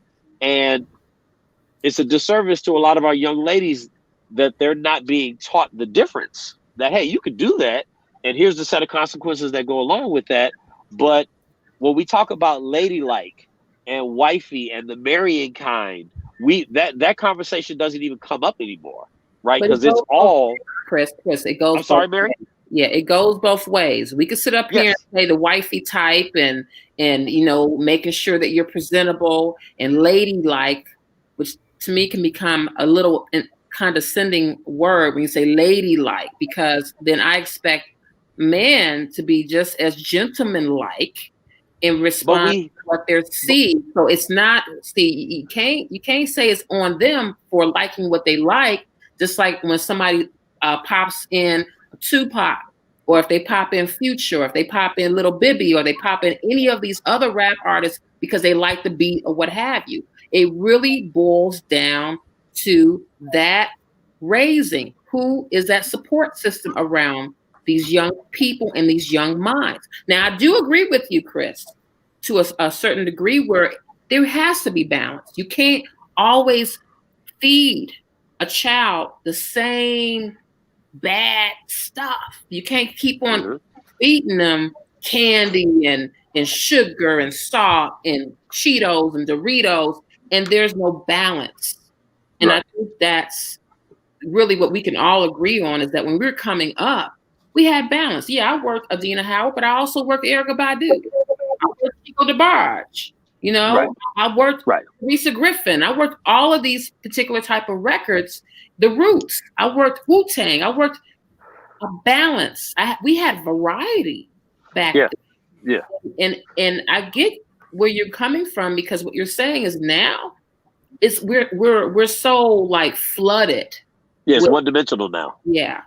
Yeah. And that's my only point. That young ladies don't have a choice to go one way or another. It's all when we talk about peer pressure and everything, it's all one way, and no one is really pointing out another alternative. And more importantly, if you go this way, and Mary, to your point, for the guy who wants to be the pimp or the this or the that, yeah, when he meets a nice young lady, she's gonna look at him and say, no, I don't want you. I don't want that. I want a good guy, and you're not that. So yeah, there's consequences, and the young generation today really doesn't have both sides, so they can see, one side or the other. They don't have enough of it. There are some good music out there that doesn't always focus on that. Your Kendrick Lamar's, your Ella Mae's, The Weeknd. You have music out there, but unfortunately, it's not as balanced. You're not getting it at the level that, the same balance that you're getting. And I'm saying, I agree with you, Mary. And I'm saying media in general, because then when you look at Real Housewives, you know what I'm saying? All of the media image of especially Black women is all leading that way. When you look at the wholesome Claire Huxtable type of images, I struggle to come up with them. And even if you have them, they're not as popular. And that really speaks to the climate of what we have in our community today. Well, I was always told that you can never make a hoe a housewife. Now, that's what I was told. That's but every hoe I know is married. Look, every hoe I know is married. So, right. So, good. I'm starting to wonder. I'm really starting to wonder about that whole statement. Grandma used to say all the time, you can never make a hoe a housewife. I don't know. Plenty of them. Some of the luckiest girls I know, I guess. They just lucky. Right? Yeah. They just lucky. I don't know. Base, what do you want to Marcel, go ahead. And then I'll come to you, Base. I'm listening and I'm reading, and I think I agree with a lot of stuff that Chris said, and obviously I agree with what Mary was saying. But I think what Chris was also saying is that we've got to keep in mind too that men do pay a price for that behavior as well. You're only going to look. No one's going to say, "Hey, I'm going to the University of Chicago to see the lecture series with Uncle Luke and the Yin Yang twins." Said nobody ever. You know what I'm saying?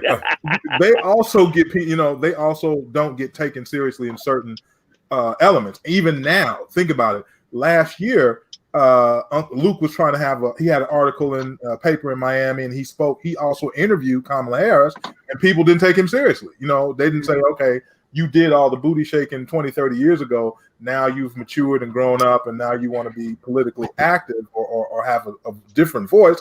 They tied him back to what he was doing 30 years ago.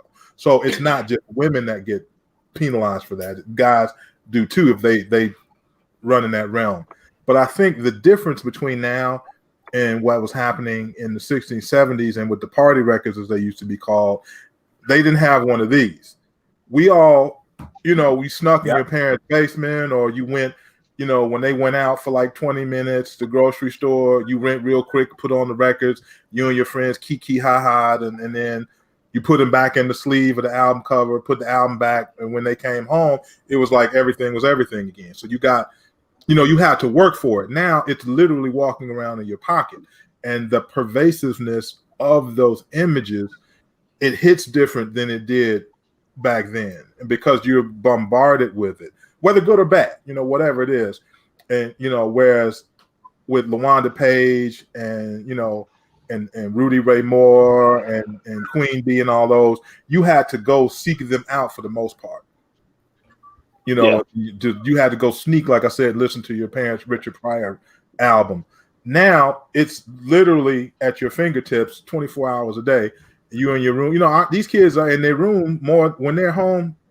They come out to the kitchen. They're back in their room. So who knows what they're doing?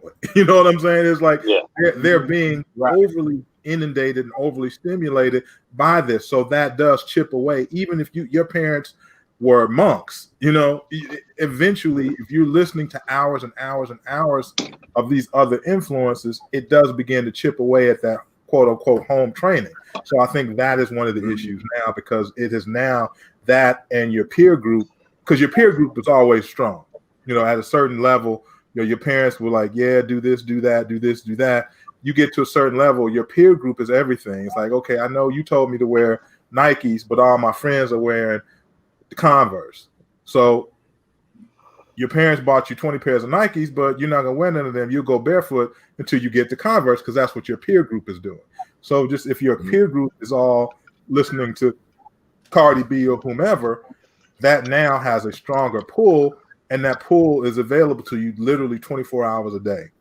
So I think that is a significant factor. Very good. And I think the worst of us have been glamorized, and as always, the worst of us gets glamorized as the normal for all of us. And I think that's been negative, from violence to pervasiveness all across the board. The worst of us always gets brought to the forefront. All right, Bass, go ahead. I'm gonna let you chime in on this. Well, stating the obvious, sex always sells. And that's the bottom line. Just any type of business 101 would tell you. If somebody's over there with no clothes on, you're going to look. Even if you do one of these numbers, you still got your eyes peeking through because you still want to take a peek. So, for example, with music, when you look at music being suggestive at one point and then in your face, back in the day, there was a British group called Frank Goes to Hollywood with a song called Relax. Yeah. Now, they didn't sing, but they just said, when you want to come, you take it from there. In your mind, what does that mean? Does it mean COME or CUM? It goes back to the suggestive with that. Then you fast forward to Freakily with P.D. Pablo, and he's pretty much telling you what they're going to do. And do you want a missionary? Do you want this? So you go from one extreme to the other.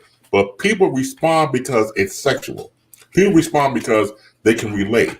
Or people respond because the fact that you said before about peer pressure. It's a matter of how you perceive it. So when you look at those type of things, those images, what's again peer pressure, or just the fact could be for you just entertainment. But again, sex always sells because sex gets your attention. And why not? But then when you break it down for song per song and how it's perceived with children, teenagers, and the like, again, that goes back to individuality. When you look at the marketing of the whole, let's go back to videos. Video was a golden ticket for all artists to go on MTV or VH1 and then get the visual of the song. Not only the artist, but how they had the artistry around them, how they had the sexuality right there pretty much in your face when you're watching it on television back in the day. So the videos also provide the platform for sexuality, depending on the song per song. People like you before about Madonna made millions. You know, just gyrating around the triangle cup bras and everything. Did we lose you? Did we lose you, Bass? You know, ooh, and people got their eyes all big and everything. Did we lose you? Hello, Bass. Are you there? Lost now. He's stuck. Yeah, he's stuck. Freezing up. Look, he talking too many of them nasty songs. So let me ask you guys this before we have to wrap up. Bass, are you back? Did we lose him? I think we lost him. Oh man. All right. All right. So what song do you remember the most that at first you didn't figure out it was sexual, and then like Pull Up to the Bumper by Grace Jones in your long black limousine? I never in a million years knew that that was a sexual song until somebody had to finally tell me that. I don't believe that at all, Art. I don't believe that at all. I did not. I did not. Now, Erotic City, I loved. I loved Erotic City. But what song do you guys remember the most? Where we didn't know what it meant? Yes, at first you didn't know what it was. I'm feeling a little embarrassed because I I can't think of something that I didn't. You knew all of them, didn't you? Yo behind, you knew all of them, didn't you? Yeah, I mean they all spoke to me on a level. I'm sure there was one I just can't think of. I just can't think of one now. Martin, Seth, can you think of one? Damn it.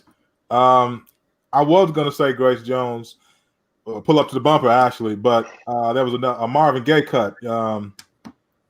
I can't think. What's the name? Dreamed of you this morning. And he's talking about oral giving head, but he actually says it in the song. Well, you know, and I don't know if a lot of you all know, even at the end of Sexual Healing, they always cut it off. If you have the actual record, he's talking about you know, please don't procrastinate, and that next line, which I don't know if we can say on here, but you know, they use it on the radio. They kill it real quick.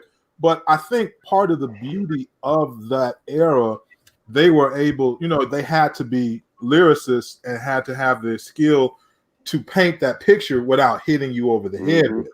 And I think now that's some of the stuff that we appreciate about the Isley Brothers and Marvin Gaye and Grace Jones and all those people. Even like cats do it with weed, you know, Brown Sugar and Mary Jane. You know, they're able to get their point across. You might have to listen to it 7 to 8 times, or your boy, hey, you know, that's talking about like, what? Wait a minute, let me listen to it. Ah, damn, you know. But now they just, you know, just bam, you know, it's like right at it, you know, right in your face with it. So, and I think, I don't know, for some people that detracts because it's just so bleh right here, you know, they just kind of vomit it out. And I think for some people they like it because it is so, you know, straightforward. So it just becomes for me, it just becomes a thing where it all goes into that melting pot. If we're acknowledging that we are still in the last place on a lot of metrics, does this help or hurt more as a community? As a community, are we saying that, all right, we have space for X, Y, and Z and for these songs, which we do, but how much of this, when we're still, you know, ass last in education and politics and this and this and this, how much energy should we be putting toward WAP or whatever? Exactly. I'm not just singling them out. I'm just saying I try to apply the same metric to everything. If we're saying that the George Floyd situation brought it right back to the forefront, if we're saying that COVID is indirectly, disproportionately affecting us, you know, because of these other preconditions and predeterminants, how much time should we be spending on, hey, we need equality in healthcare, we need equality in economic, we need equality in this, versus, you know, throwing it, flipping it, popping it, slapping it. And that's just where I lay on it. I agree with you 100%. I do. I remember, was it the Mary Jane girls that said the song "What I Got Will Make You Spend Money"? I didn't know what that meant at first. I did not. And then when I figured it out, it was my favorite song. So, I mean, I don't, you know, but, you know, blues records. It's just the mess. But see, our blues records are like that. Blues records are very subliminal, the Oochie Coochie Man and all of that. And you wonder why our parents and our grandparents loved the blues so much, because it was a calling out of without you really saying what you really want to say in such a derogatory way, but it was foreplay. Right. Blues, when they were doing it, it was a form of foreplay for them. When they would sing to that woman and repeat "what I want" and use real subliminal wording to describe different parts of your body and, you know, what they gonna do to you. So then you flip it, and like Marcette said, it's so literal. But here's the problem: our generation is a literal generation. There is not much left to the imagination. Everything is literal for them. Everything has to be a text. Every feeling that they feel must be on their social media platform. Everything that they do, every emotion that they exude has to be broadcasted. And it has to be so descriptive so that you can feel that. So, music is a source, whether we like it or not, whether we're going to agree or disagree, it's going to always be there. What our core responsibility is as a village is to really have that balance for these young people. They have to have that backbone, because right now what we're going to continue to get is what we are looking at now, reviewing these tapes from the police showing the looting from Sunday night. These are the images that we are revealing back to us. And I'm sorry, you can't pin it on a rap record. That ain't a rap record that entices someone to run into someone else's business with their shirt off and basically ransack another person's property. Can't put that on no music. Right. Violence is a byproduct of poverty. Yeah. And every culture, even the immigrants that first came to this country, what was the movie? Gangs of New York. They were violent, more violent than we ever were, because it's based on poverty. So when they try to make it about color, it's ridiculous. But to your point, Mary, this generation is literal, and they have no rules. And what we have to understand, like with the gang culture, even chaos needs rules to be successful. And this generation is operating on no rules, do whatever you want. And at some point we have to stop it and say, okay, you just can't operate with no rules. You just, the suggestive is sexier than the overt. And they don't know that because, like we said before, they've never seen the difference. And yes, going after what you want is raw human emotion, right? You're going to go with what you want. And that's where we are now.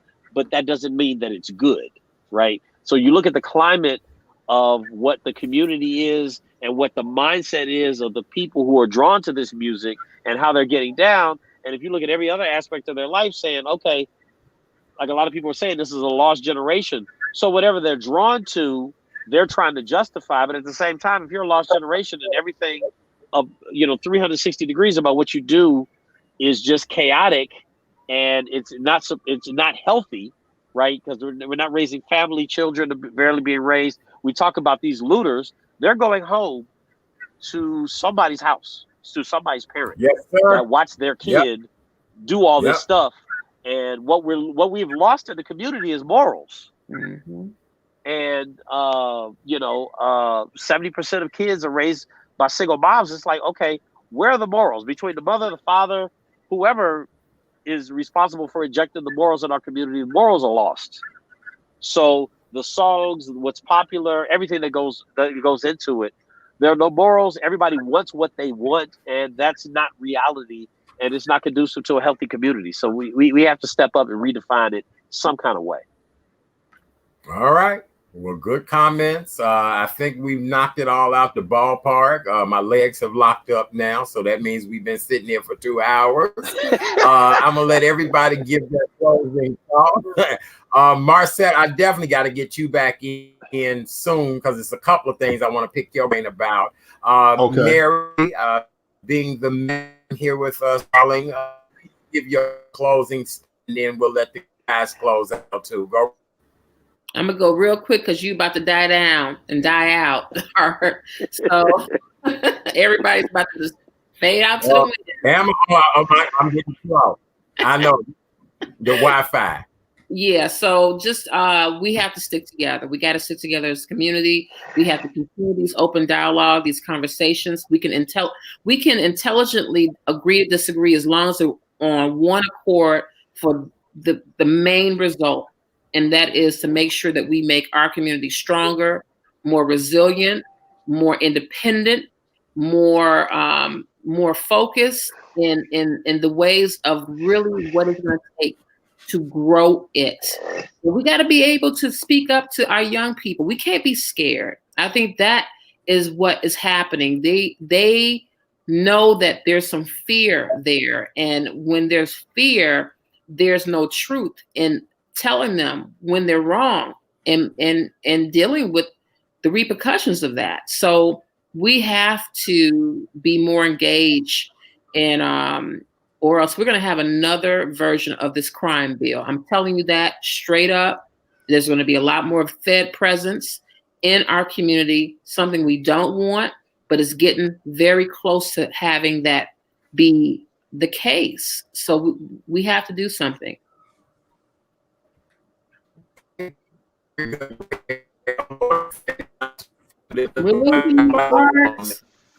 Sorry, you fading. You're fading. Fading. Oh, you are lying. You kidding me. Oh, my God. The Wi-Fi. Yeah, okay. You're good now. We couldn't hear what you were saying. Back, Art. Look, the Wi-Fi hating on us. We've been on it too long. Look, look. Let's pop Bass back in. Bass, real quick, give us your closing thoughts and comments tonight.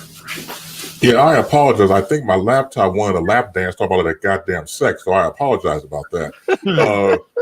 Real quick in closing, we need to find unification. We need to find a way to make this thing work, not only for ourselves, but for the betterment of our future, of our children. We are a lost people, and it's about time we became not lost, but found. I love it. I do. Thank you so much, Bass. I appreciate you. Brother Marcet, go ahead and give your closing thoughts. Yes, indeed. Chris touched on something that I've been kind of working on, and I was going to give you a heads up. I'm working on my first book, my first little piece, and he talked about how the gangs in New York, and everyone talks about being from Chicago. When we travel, I know everybody on here travels a lot, and I travel and move around. And when you go places, it's like, oh, where are you from? Chicago, and it engenders a certain one of two responses: either they're scared or they're like, well, man, how did you get on the plane without them shooting? Everyone thinks you get off the plane diving off the ramp from gunfire when you come into Chicago. So he talked about something very important in the gangs of New York, and that was based on a true story with the the Westies and the Dead Rat Gang, basically. And I've been doing a lot of research on that recently, and there is a direct correlation between poverty and being systematically left out of the resource pool and crime. And the difference is that all of those groups, ethnicities, have been pulled into the resource group for the most part, except for Black folks. And then the same people who have still systematically left us out are looking at us like, well, why you guys keep doing this? Why you guys keep robbing and looting, this, that, and the other? It's still a systematic consequence of 400 years, or even if you say 100 years, of schools being underfunded, highways running through your neighborhoods, et cetera, et cetera. I could go on, but suffice to say, we have to demand our share. And I think that is something we're just now starting to do. Because if you think about it, 6 months ago, and those of us who have been pushing the reparations thing for a while are now finally being vindicated. Because 6 months ago, if you were talking about reparations, people weren't taking you seriously. It was like, oh, well, how are we going to pay for it? Think about the first couple presidential debates and the conversation that was happening in the Black community around reparations. You had Black people saying it wasn't feasible.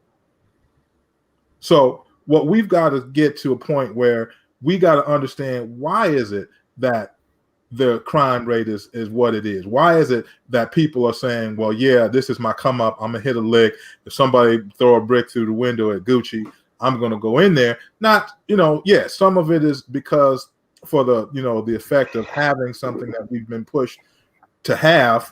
Every other outlet, TV, social media tells you got to have this, you got to have that to be human in this society. But the cruel joke is they won't give us enough money or give us what we need to generate enough income to get it. So we've got to start going to the base root cause of this behavior, which is systematic oppression and deliberate poverty. Very good. All right. Christopher, closing thought. Based on everything that's happened this week. Yeah, can you hear me?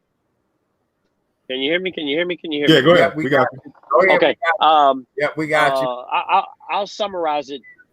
When the ships first rolled up on the shores to where we were, they did not take over by brute force. They took over our minds first, right? And they never gave our minds back.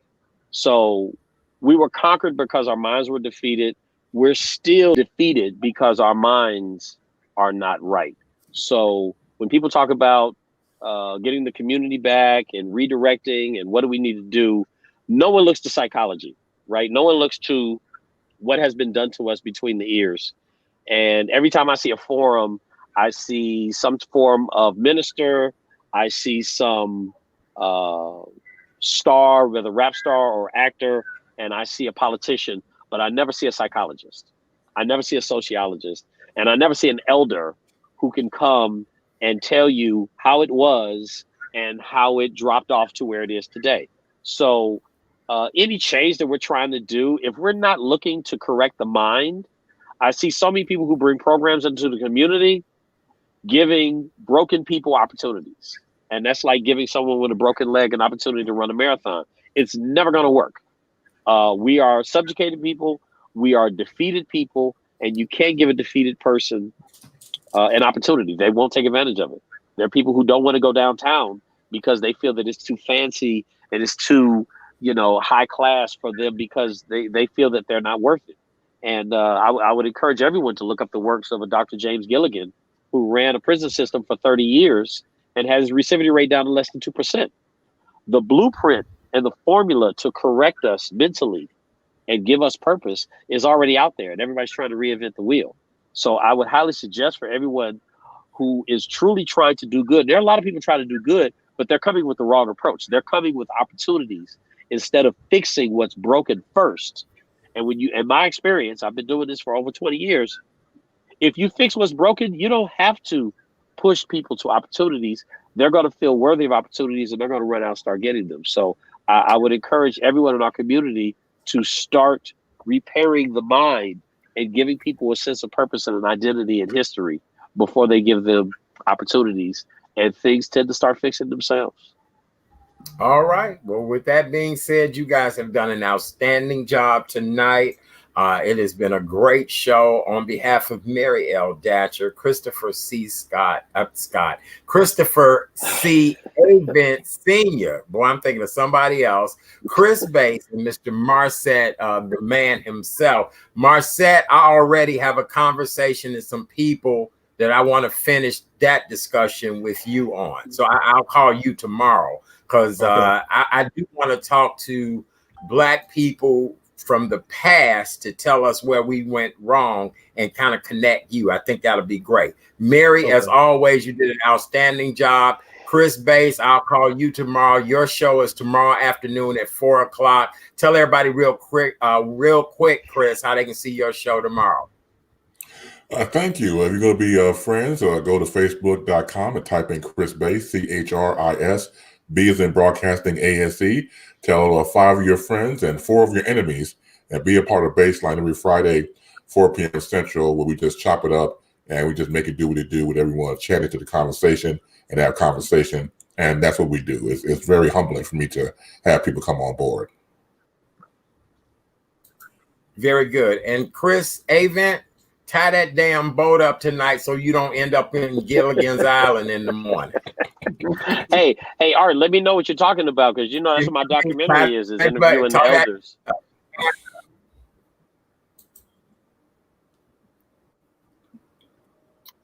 Oh, I will. I'll include you, but I Marset would be great for that. You would. I got you. We'll make it all happen. Cool. All right, you guys. This is the end of the show. I love you all. Have a great night. See you later. Thank you guys for tuning in. Let me get everybody out of here. Bye, Mary. I'll talk to you later. Bye, Avent. I'll talk to you later. I'll talk to you, Marset, tomorrow. Everybody, let me do this. I got a new way to close the show out now. All right, I'll see you guys. Hey, do me a favor. Go over to YouTube.